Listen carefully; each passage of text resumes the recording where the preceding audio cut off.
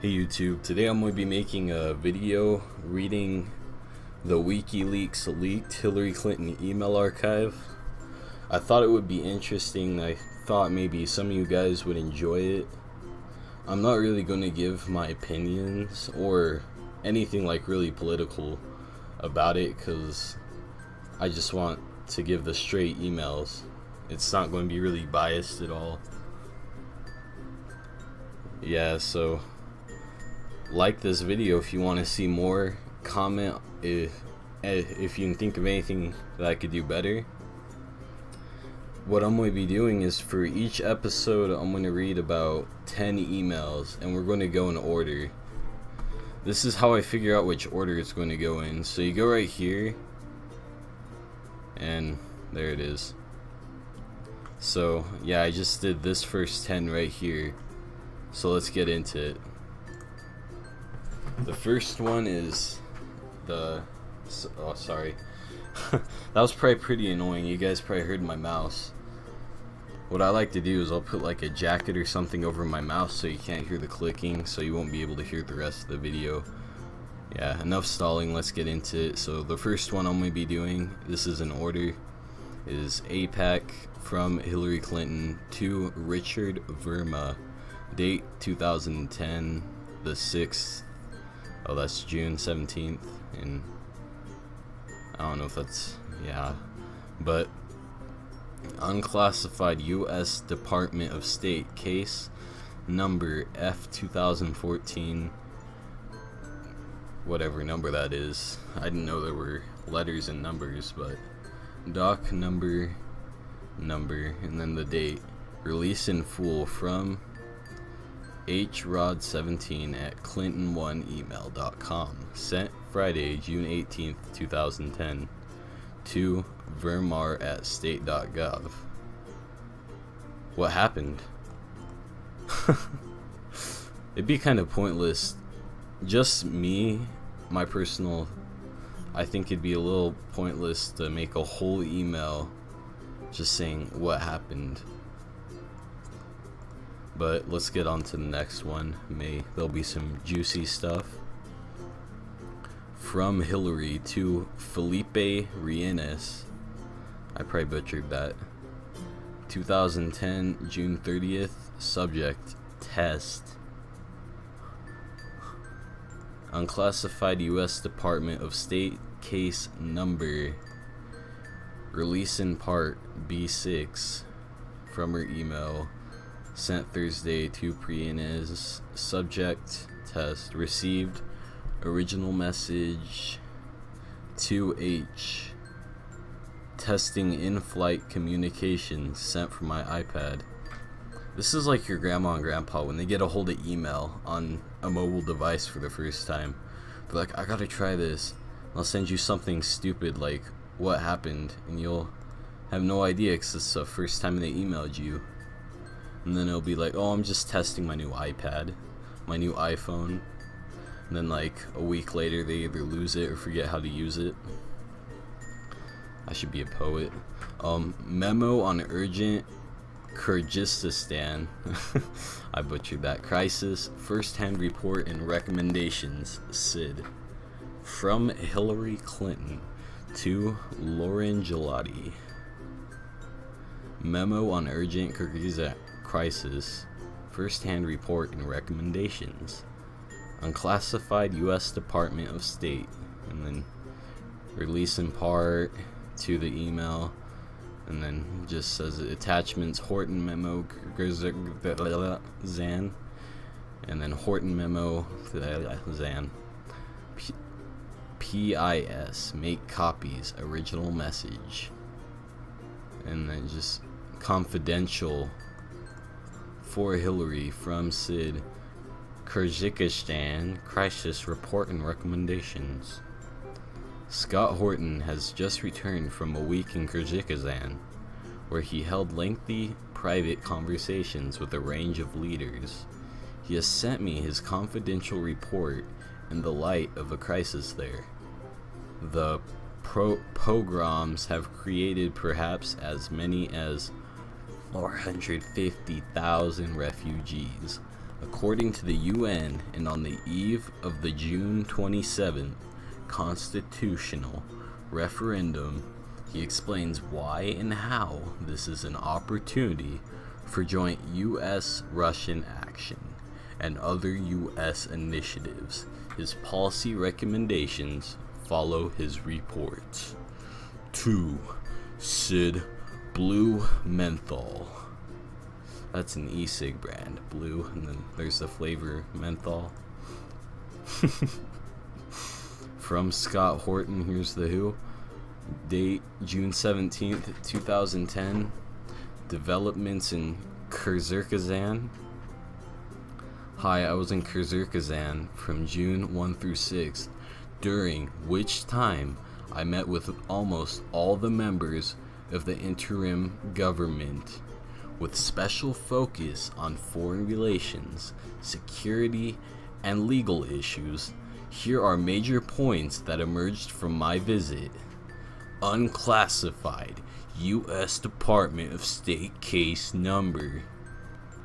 Crisis in the South. Although I departed before the pogroms had commenced in Osh, I found that the interim government fully expected violence to break out, but did not anticipate the inter-ethnic element.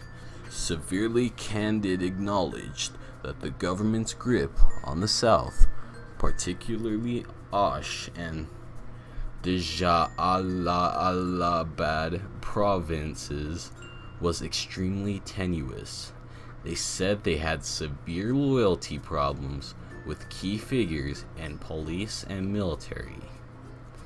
I don't know, I think it's kind of funny. Like, you got words like this and Kyrgyzstan. I don't know how to say it. I can't say it. I'm white. And then you got words like Osh. They're confused. They can't figure out whether they want to confuse other people or just be simple. Okay, so I was right here.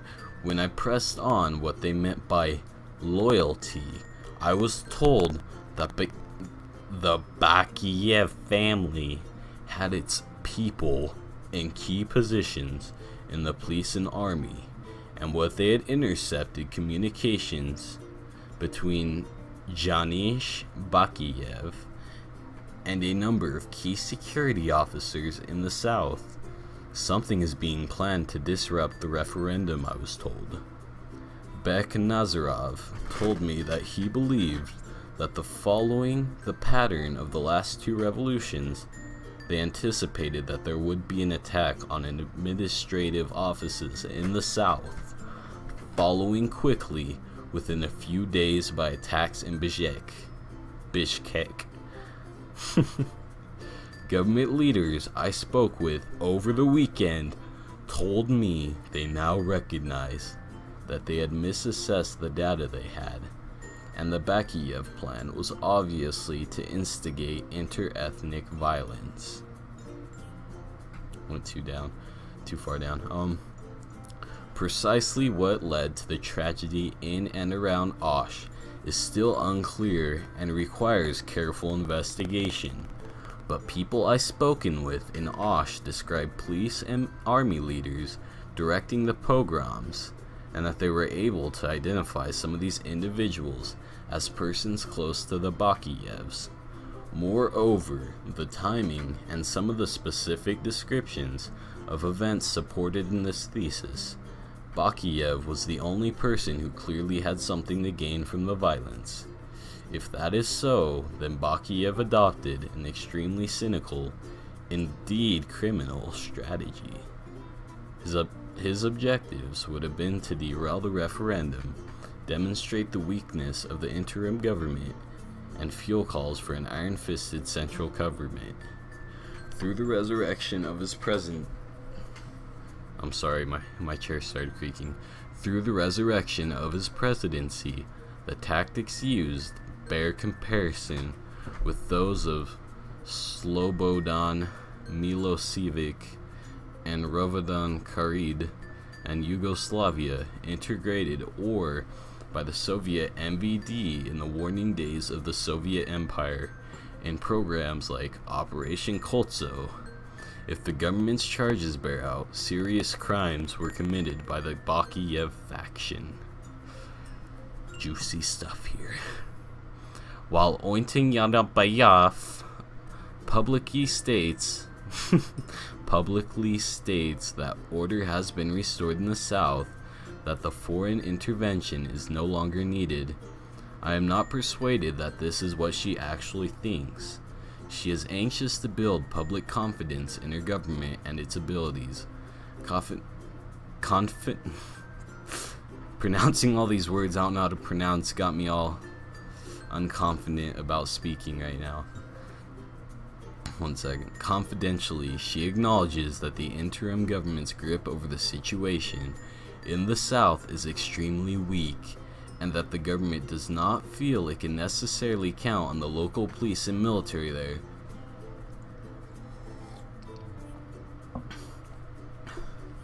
Whose loyalties are plainly divided.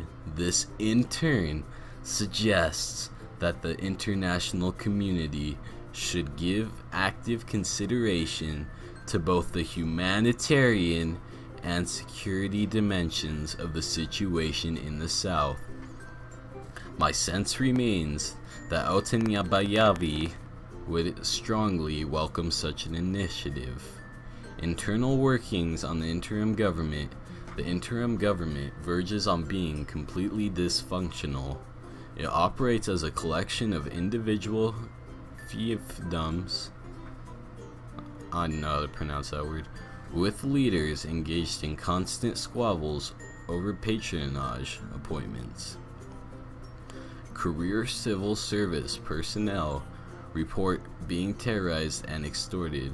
I spent the better part of 3 days inside the current government headquarters of Staraya Plashchad, and was available to directly observe primitive horse trading, threats and counter-threats between key government functionaries, sometimes in agitated voices. Excuse me. Rosa Oitanbayeva and a handful of figures closeted to her were exceptions in the process. Now this is pretty long, so I'm not going to read all of it. I'm just going to kind of scroll through it so you guys can pause and read it if you want.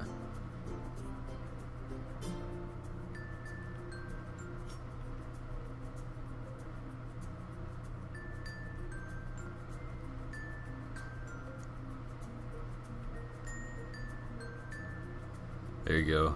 I'm going to go on to the next one now. Are you still up? From Hillary to Cheryl Mills. Are you still up? Yes, call me baby. I just met you, and this is crazy. Are you still up? Can you call me Hillary? 2H. Hey, you still up, boy? Oh yeah, what up? That's a dead meme. But yeah, call me, and are you still up? Bomb at Sufi Shrine. Can you get me more info about the shrine? This is the Jacob Sullivan. Bomb at the Sufi Shrine. FYI, original message. Jake, please pass to Hillary. I will call. She may want to, especially given forthcoming trip. RPS, tell her I had a good, I think, you talk with Misha S today. Hope it helps trip. Original message. Bomb at Sufi Shrine. Richard. 3 bombs devastated the shrine of Dada Ganjabak, the most sacred Muslim place in all of South Asia, and the shrine was supposed to go Aside from loss of life, this is a major blow to Pakistan. I recommend that you call Krushi, Nawaz, and Pasha, who will be here tomorrow. So we'll either break Palestinians or get them into the fight. This shrine is deeply tied to the foundation of Islam in Pakistan. Wali Nasser. You get Gurkistan memo? I remembered how to pronounce that. From Hillary to Sydney, Blue Menthol. Unclassified U.S. Department of State case number. Release in part B6. HROD 17 at Clinton1 email. Or Clinton email. I don't know how she wants us to pronounce that. You get Gurkistan memo? I did, and thank you. I'll try to call later. Original message. Sent via Singular Express mail with BlackBerry. For people this rich, it's kind of sad they're using Blackberries. It mostly does question their intelligence, because maybe they're not smart enough to have a smartphone, which means maybe they're not smart enough to be president, you don't know. Or maybe they just like old school. With deep gratitude, from Hillary to Cheryl Mills. Release in part. Subject, with deep gratitude. Is there a backstory? Original message. With deep gratitude. FYI, for your info. Dear friends, I'm so grateful to have had the pleasure of working with you for over the past 18 months.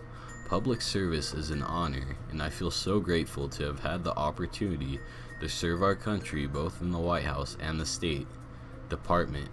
I'm deeply impressed by the important work you do, and will leave Washington, D.C., knowing that our country's best days are ahead of us. Thanks to your commitment, hard work, and passion. My last day at the State Department will be July 9th, B6. That's not a date, but you know. Would love to see you there before I go. Please save the date of July 8th for cupcakes and champagne party in DC. Nothing better than cupcakes and champagne. We should all go to this.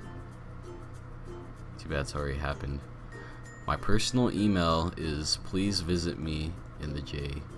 Best Katie. Katie Jacob Stanton, Office of Secretary of State. There's your email. And then there's her Twitter. If you want to go follow her, hit her up in the DMs. Pakistan bombing. This is more serious stuff. Or the stuff before was pretty serious. Like the champagne and cupcake party. Pakistan bombing. From Hillary to Jake Sullivan. Jake Sully. He scares people for a living. Okay to go. Original message. Subject, Pakistan bombing. FYI, we are putting out the following statement. Statement by Secretary Clinton. Bombing of the shrine of Syed Ali Hudaviri in Lahore I was shocked and saddened by yesterday's attack on one of Pakistan's most popular places of worship, the shrine of Syed Ali Hudaviri, I think that's how you say it, in Lahore, which claimed the lives of many innocent Pakistanis. The extremists have shown that they respect neither human dignity or the fundamental religious views of the Pakistani society. Violating the sanctity of this revered shrine is a particular sinister attempt to destabilize Pakistan and to intimidate its people. The attackers will not succeed, as the Pakistani public refuses to be cowed by such violence. We condemn this brutal crime and reaffirm our commitment to support the Pakistani people in their efforts to defend their democracy from the violent extremists who seek to destroy it. Our thoughts and prayers are with the family and victims and with all the people of Pakistan. Statement. She wants to make a statement. From Hillary to Jake Sully. Release in full, unclassified, all that good stuff. Okay, but be sure it's proofread. Original message. Statement. This is what we propose to put out, with ours putting out similar. Today, Secretary Clinton spoke by telephone with Russian Foreign Minister Lavrov. They discussed preparations for the upcoming June 24th summit between President Obama and President Medvedev. I think that's how you say it. Secretary Clinton and the Foreign Minister Lavrov reviewed developments in Kyrgyzstan and stressed their shared concern over the recent violence and continuing inter-ethnic tensions. The ministers agreed that the issue of the upcoming referendum, U.S. the sovereign decision of Kyrgyzstan, to make and agreed to encourage the authorities of Kyrgyzstan to conduct it according to the international standards with the monitoring support of OSCE and others. The ministers also discussed coordination of U.S. Russian humanitarian assistance and other support to Kyrgyzstan to help its authorities restore security, stability, and reconciliation among all citizens of Kyrgyzstan. Yeah, I forgot how to say I forgot. I'm not going to try. Hillary to Huma Abedin. To Huma Abedin. Can we move to 8:30? Original message. Monica is already locked for tonight. I'm seeing her before, actually. First your husband, now Hillary. Terrible. We'll lock in for tonight. We spoke to Mariani about coming in on the 8th. Let's do Tuesday evening. Do you know when I can see Marianne? She's in Hawaii until Tuesday morning. She can do Tuesday evening of Wednesday if that works for you. It doesn't. Did you reach her? Nope, unfortunately I never did. Well, that's the 10 email for you guys. Sorry if I goofed around too much, but I hope you guys enjoyed the video. Comment, like, subscribe, tell me if I should do more. If you don't think I should, comment some hate down below. I love hate, as long as it's constructive criticism, as they like to call it. Pretty much an excuse for trash talking, but I like it. So everyone have a good day.